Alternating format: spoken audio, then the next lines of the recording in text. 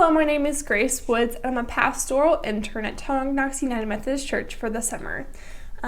All part of this internship is discerning a call to ministry and how I might feel about going a little further in my faith in delving into ministry as a career. So this week I went to a funeral and I was on kind of the backstage side of funerals and planning them and the logistical side. So it was very strange to attend a funeral that you didn't know someone or have an emotional or personal connection to. So while planning the funeral, I realized the process is fairly simple.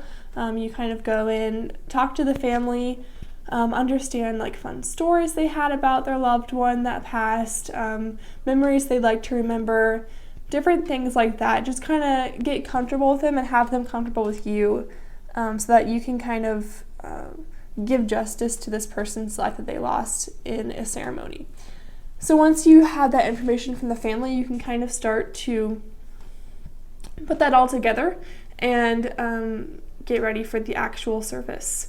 In my experience this week, we had just a graveside service. It wasn't a church service, but they're fairly similar, I would say. So we kind of started off with some scripture and some psalms, and then we talked about, what this person's life meant in the celebration of their life, making sure to include everything that the family wanted, and making sure that we had opportunities for them to grieve and for them to feel God's love in that moment, and hope to find some closure.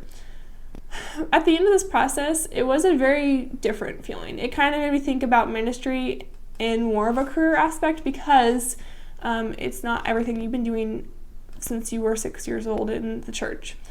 Like, for example, I have had nothing to do with planning a funeral before, as most people have not. But being on the other side of that and seeing